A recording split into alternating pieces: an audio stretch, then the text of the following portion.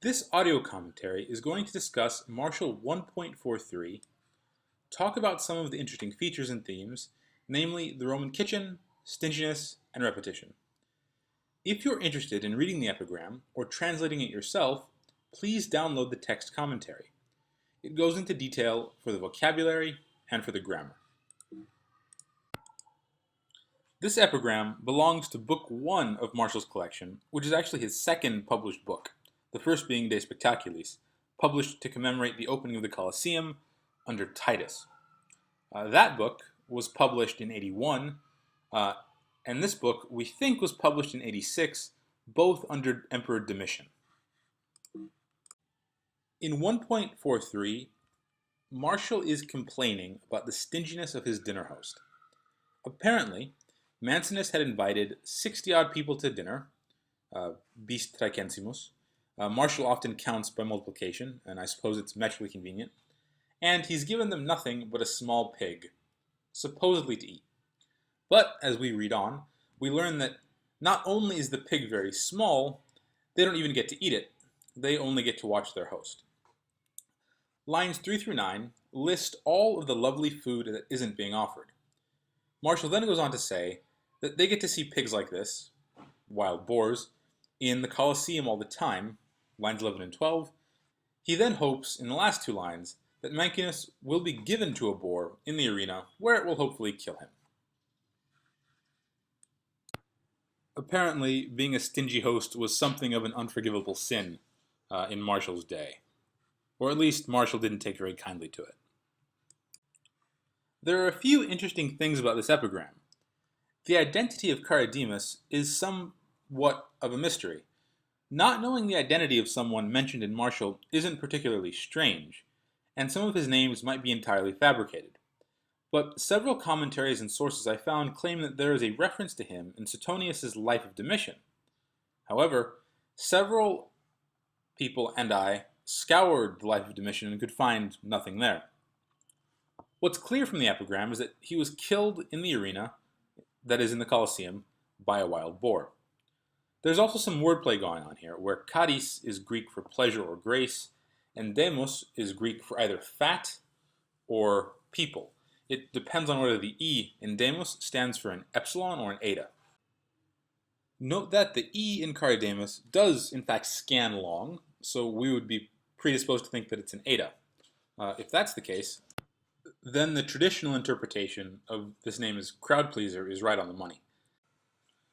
I like to think there's a little bit of wordplay going on here, and if you're not paying too close attention to the meter, then the reading of demos as fat is possible.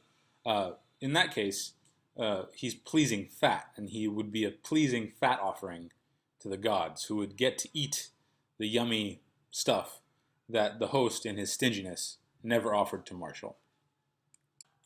Either way, Charidemus is a crowd pleaser. He's yummy or entertaining, or both, insofar as those are the same thing. The other interesting thing about this epigram is that it gives us a glimpse into the Roman kitchen, or at least the kitchen of a Roman who was wealthy enough to have clients. Grapes were apparently harvested late to increase their sweetness. We still do this today, and we have late harvest Gewürztraminas, ice vines from Germany. So basically, the grapes freeze on the vine or get exposed to low temperatures, which increases the concentration of sugar inside the grape. As far as I know, however, today we mostly harvest grapes late to use in wine production. And here it seems like they were harvested late for eating.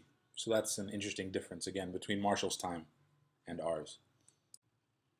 Pears were apparently tied up not with string or rope, but with a plant called the ganesta, which is the broom plant.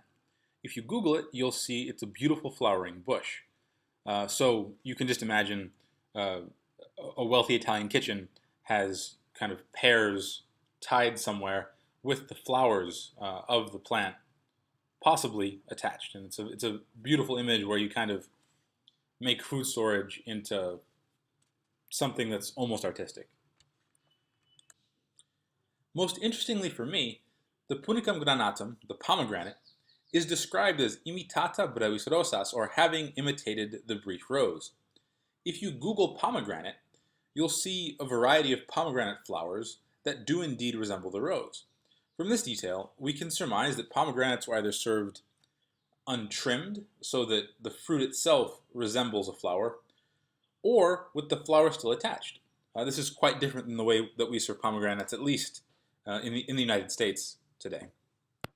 Now, imitata is a perfect passive participle, so it's possible that the pomegranates that Marshall's looking at aren't at the moment imitating the rose, but they did sometime in their development.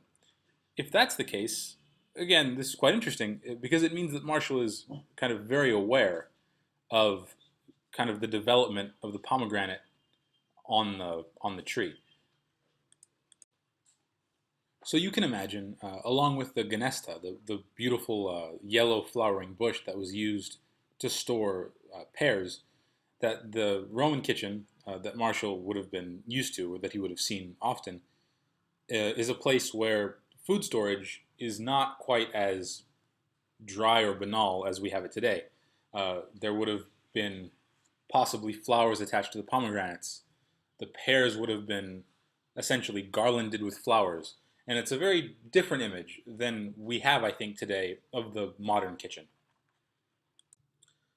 This epigram also belongs to a fairly well-defined triad when it's taken with the following two epigrams. The next video will explore this connection with two much shorter epigrams, 1.43 and 1.44. If you enjoyed this audio, please download the text version of the commentary and visit my Patreon at patreon.com/HomericDialect. Thank you for listening.